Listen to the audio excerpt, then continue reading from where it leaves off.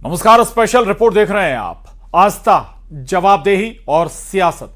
राम मंदिर से जुड़ा चढ़ावा विवाद अब इन तीनों मुद्दों के केंद्र में आ गया है। एक तरफ जांच जारी है तो दूसरी ओर बयानों का दौर भी तेज है।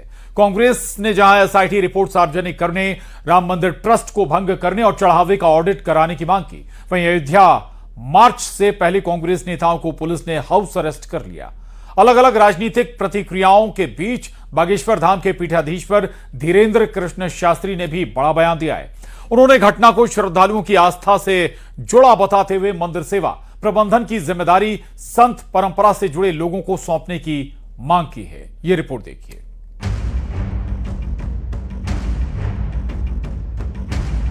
राम मंदिर चंदा चोरी मामले ने पूरे देश में चर्चा छेड़ दी है। इस बीच बागेश्वर धाम के पीठाधीश्वर धीरेन्द्र कृष्ण शास्त्री ने इस पूरे मुद्दे पर तीखी प्रतिक्रिया दी। उन्होंने कहा कि भगवान राम के नाम पर आए चंदे में चोरी करना केवल आर्थिक अपराध नहीं, बल्कि करोड़ों श्रद्धालुओं की आस्था के साथ विश्वासघात है। साथ ही कहा कि जो लोग इस तरह का कृत्य करते हैं, उनका अंत रावण की तरह होगा और ऐसे लोगों का सर्ववंश नाश होना तय है। उन्होंने संतों को कमान सौंपने की मांग की। इस घटना से सनातन की ही क्षति हुई है। यह कुकृत्य जिन्होंने किया, हमने पूर्ववत कहा कि भगवान राम जी के यहाँ पर रहकर इस प्रकार का कृत्य करने वाले व्यक्ति महादंड पाएंगे। दूसरी तरफ अयोध्या में कांग्रेस कार्यकर्ताओं ने प्रदर्शन किया। अयोध्या में कांग्रेस नेताओं के हाउस अरेस्ट के खिलाफ कांग्रेस कार्यकर्ता धरने पर बैठ गए।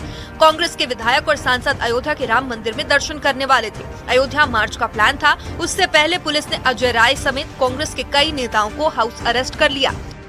हम लोगों को कल रात से ही हमारे साथियों को हमें हाउस अरेस्ट किया गया। होटल में, एक होटल है यहाँ का पद्मश्री, उसमें किया गया था। क्योंकि मैं कल ही आ गया तो मैं जानता था कि सरकार की मंशा ठीक नहीं है, सरकार हमें रोकेगी। और फिर रात को पुलिस वहां पहुंचकर लगभग 11:30 बजे हमें वहां से जबरदस्ती गिरफ्तार करके आचार्य नरेंद्र देव कृषि विश्वविद्यालय के गेस्ट हाउस में लाके रखा गया है। वहीं कांग्रेस के आरोपों पर सीएम योगी और विश्व हिंदू परिषद ने पलटवार किया है। सीएम योगी आदित्यनाथ ने कहा, जिस कांग्रेस ने अस्तित्व को नकारा था, वो आज आस्था के झुके हैं। चिड़ तो है कि अयोध्या इतनी सुंदर कैसे हो गई। उनकी चिड़ तो ये है काशी विश्वनाथ धाम इतना सुंदर कैसे हो गया। उनकी चिड़ तो है मां विंध्यवासिनी का धाम इतना अच्छा कैसे हो गया। दूसरी तरफ असदुद्दीन ओवैसी ने विवादित तंज कसा है। कहा कि ट्रस्ट में किसी मुसलमान को रख देते तो एनकाउंटर कर देते, बुलडोजर से उसका घर ढहा देते, मामला खत्म हो जाता। उन्होंने गलती की, ट्रस्ट में किसी मुसलमान को नहीं रखा। चंपक तो बहुत मजे में है अभी। ओवैसी के बयान पर महंत विष्णुदास ने पलटवार किया और कहा कि ओवैसी ने राम मंदिर पर बहुत गलत बोला है। ओवैसी अपने मदरसों में झांके।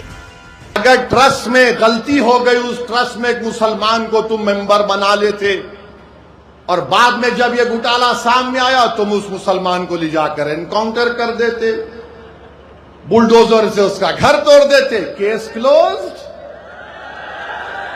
चंपक तो मजे में है, चंपक अभी। ओवैसी ने राम मंदिर को लेकर के जो बयान दिया है, बहुत निंदनीय बयान है। राम मंदिर करोड़ों राम भक्तों का मंदिर है, किसी जिहादी का मंदिर नहीं है। और राम मंदिर को लेकर के इस तरह बोला है, कहीं ना कहीं ये अपने मदरसों में झांक करके देखें। एक तरफ राम मंदिर चंदा चोरी मामले पर धीरेन्द्र कृष्ण शास्त्री के इस बयान ने एक नई बहस को जन्म दे दिया, तो दूसरी तरफ कांग्रेस भी सड़क पर है। तो वहीं राम मंदिर में दान चोरी के मामले में जुड़े कई हैरान करने वाली जानकारियां बाहर आई है। सूत्रों के मुताबिक कि राम मंदिर ट्रस्ट में आउटसोर्स स्टाफ रखने में लापरवाही हुई। महाकुंभ के बाद मंदिर में चढ़ावे का फ्लो बहुत ज्यादा बढ़ा। ट्रस्ट ने बिना बैकग्राउंड चेक किए लड़कों को जिम्मेदारी दी और एसबीआई बैंक की निगरानी में आउटसोर्स स्टाफ की निगरानी होती थी। आरोपी लवकुश ट्रस्ट से जुड़ने से पहले फूड डिलीवरी करता था। दूसरे आरोपी भी अलग अलग तरह के छोटे मोटे काम करते थे। ट्रस्ट ने ऐसे 8 से 10 लोगों को आउटसोर्स कैशियर के तौर पर रखा था। मंदिर ट्रस्ट ने इन सभी को 15 से 20 हजार रुपए की सैलरी दी। लवकुश ने हर महीने पत्नी के बैंक खाते में मोटा कैश ट्रांसफर किया। इसलिए ट्रस्ट की आउटसोर्स भर्ती को लेकर सवाल उठ रहे हैं। उधर राम मंदिर चोरी मामले में चंपत राय का पहला बयान सामने आया है। चंपत राय ने कहा कि मैंने एसआईटी को शिकायत की थी, मेरी शिकायत के आधार पर केस दर्ज हुआ और शिकायत में देरी हुई, ये मेरी गलती है। ट्रस्ट को जून में ही दान चोरी का पता चला। ट्रस्ट के लोगों ने कैश रिकवर किया था। अविनाश शुक्ला के घर ट्रस्ट के लोग गए थे। अविनाश शुक्ला के घर से कैश बरामद हुआ था। अब राम मंदिर में चढ़ावा चोरी का मामला सिर्फ जांच तक सीमित नहीं रहा, बल्कि इस पर सियासत भी अपने चरम पर पहुंच गई है। कांग्रेस ने जहां एसआईटी रिपोर्ट सार्वजनिक करने, राम मंदिर ट्रस्ट को भंग करने और चढ़ावे का ऑडिट कराने की मांग की, वहीं अयोध्या मार्च से पहले कांग्रेस नेताओं को पुलिस ने हाउस अरेस्ट कर लिया। दूसरी तरफ सीएम योगी और विश्व हिंदू परिषद ने कांग्रेस पर तीखे हमले किए। इसके साथ ही बाबा बागेश्वर ने भी चढ़ावा चोरी मामले पर प्रतिक्रिया दी। Bureau report, news 18।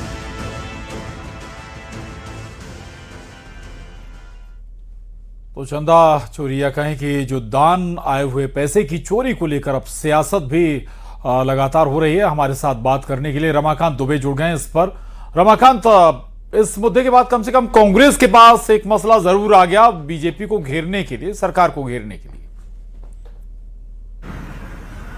आज जी बिल्कुल ठीक कहा कि इस मसले के बाद जो है वो कांग्रेस के हाथ बड़ा मुद्दा लगा कि राम मंदिर के मामले में सरकार को घेरा जाए, बीजेपी को घेरा जाए। लेकिन जिस तरह से अब जांच चल रही है वो जांच पर भी फोकस रखना चाहिए। जिस तरह से चंपत राय के बयान हो रहे हैं, आरोपियों के नाम सामने आ रहे हैं, एसआईटी लगातार इस मामले में अरेस्टिंग कर रही है, उस पर भी ध्यान देना चाहिए। सिर्फ खालिश राजनीति नहीं होना चाहिए। जिस तरह से संतों के बयान आ रहे हैं, बागेश्वर धाम का आज बयान आया, उन्होंने कहा कि हमें सीख लेनी चाहिए और जो चंदा चोरी करने वाले हैं उन्हें महादंड मिलेगा, रामद्रोहियों को दंड मिलेगा, ऐसा उन्होंने साफ तौर पर कहा है कि जब रावण का सर्वनाश हुआ तो जो चंदा चोरी करने वाले हैं भगवान राम के मंदिर में, ऐसे लोगों का भी सर्वनाश होना तय है। हमारे साथ लोग मौजूद हैं, हम उन्हीं से बात कर लेते हैं कि आज बागेश्वर के जो महाराज हैं पंडित धीरेन्द्र कृष्ण शास्त्री ने जो बयान दिया है और जो सीख दी है उसको आप कैसे देखते हैं?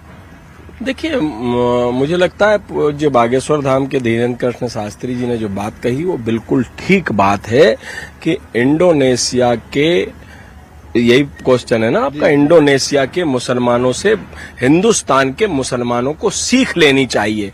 वैसे भी आपके पूर्वज सनातन धर्मी रहे, आपके पूर्वज हिंदू रहे। ईसा और मूसा की उत्पत्ति 1500 वर्ष पुरानी है। तो आप हमें अगर आप हमें काफिर मानेंगे तो हम आपको अपना भाई कैसे मानेंगे? इंडोनेशिया के मुसलमान क्या मुसलमान नहीं है? वो क्या पैगंबर को नहीं मानते? वो क्या 5 वक्त के नमाजी नहीं है? वो क्या काबा नहीं जाते? वो क्या हज करने नहीं जाते? वो सब करने जाते हैं, लेकिन वो अपना प्रतिद्वंदी या हमें हिंदुओं को काफिर नहीं समझते। ये सीख उनको लेनी चाहिए, ये सीख लेनी चाहिए। लेकिन जहां तक राम मंदिर में चंदा चोरी का मामला है, सारे आरोपी जो है उसमें हिंदू समझ में आ रहे हैं, यादव समाज से समझ में आ रहे हैं, ब्राह्मण समाज से समझ में आ रहे हैं।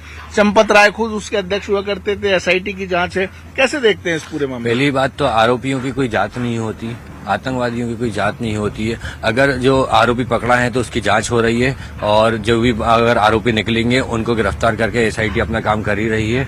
ये है कि जो भी अगर जिसने करा है, चोरी करी है, तो ऊपर वाले के ऊपर देर है अंधेर नहीं है, वो ऊपर वाला जो है सबको दंड देगा, ऊपर वाला दंड देगा। लेकिन इस पे राजनीति भी खासी हो रही है। कांग्रेस को मौका मिल गया कि भाजपा को घेरने का, कि देखो आपने मंदिर बनाया, मंदिर के नाम पर चंदा चोरी। आज के देश में अगर आप देखेंगे तो सबसे ज्यादा करप्शन कांग्रेस ने ही किया है। और छोटी सी बात है कि हम अगर पंडित की बात है तो उनको दंड मिलेगा, जिन्होंने किया है उन्हें दंड मिलेगा। लेकिन राजनीति भी इस पर भरपूर हो रही है, इसको लेकर आप क्या कहना चाहिए? देखिए, अगर राजनीति हो रही है तो कांग्रेस से हम हिंदू उत्सव समिति ये मांग करती है कि आप कृष्ण जन्मभूमि पर मंदिर का जो मार्ग को प्रशस्त करें। सारा हिंदू समाज पलक पावड़े बिछाकर आपका स्वागत करेगा, लेकिन आपको तुष्टिकरण की नीति अपनानी है। आज राम मंदिर का मामला हुआ है तो राम मंदिर बनाने में तो सारे अड़ंगे आपने लगाए। चंदा चोरी जिनने किया है उनको दंड मिलेगा, उन पे पुलिस कार्रवाई होगी, उन पे एफआईआर हो रही है, उनको निष्कासन हो रहा है, गिरफ्तारियां हो रही है, छापे पड़ रहे हैं और दूध का दूध पानी का पानी होगा। अगर न्यायालय पे भरोसा है तो न्यायालय से पहले हमको भगवान राम पर भरोसा है जो साक्षात विराजमान है। भगवान राम पर भरोसा है, कांग्रेस को भी भरोसा हुआ भगवान राम पर। तो वो तो आरोप लगा रहे हैं कि चंदा चोरी को आप कितना बड़ा पाप मानते हैं, ये बताइए सीधी। चंदा चोरी तो मंदिर से करना बहुत गलत बात है और जो कि नहीं करना चाहिए। जिनने किया उनको सजा मिलनी चाहिए, मेरे हिसाब से तो यही माना जाता है। कानून सजा देगा, भगवान सजा देगा, सब तरफ से सजा मिल रही है, बावजूद इसके नाम क्लियर नहीं हो पा रहे हैं अभी तक। आखिर किसने कितना चुराया? अब नाम का तो अपन कह नहीं सकते, पर यह है कि पहले कानून के द्वारा होगा, उसके बाद नहीं तो ऊपर वाला तो सब देख ही रहा है, तो सजा तो अवश्य मिलेगी। सजा अवश्य मिलेगी, लेकिन राजनीति नहीं होना चाहिए। अभी कांग्रेस को एक मुद्दा मिल गया है भाजपा को घेरने का, इसे आप कैसे देख रहे हैं? तो कांग्रेस सरकार का तो काम ही है कि उल्टा सीधा बोलना। जो सोना में आलू में सोना निकाल सकते हैं वो कुछ भी कर सकते हैं। जो आलू में से सोना निकाल सकते हैं वो कुछ भी कर सकते हैं। कांग्रेस का काम सनातन का विरोध है और सनातन से जुड़ी हुई संस्थाओं का विरोध है और वही काम कांग्रेस कर रही है, ऐसा लोगों का कहना है। जी प्रशांत, दान में चोरी तो हुई है, कम से कम एक ऐसी व्यवस्था की दरकार है कि जो भक्त हैं उनका भरोसा बना रहे। जी बिल्कुल, हम ऐसे पे भी जो है वो लोगों से ही बात कर लेते हैं। देखिए, चोरी हुई है, सबके सामने आ गया है मामला।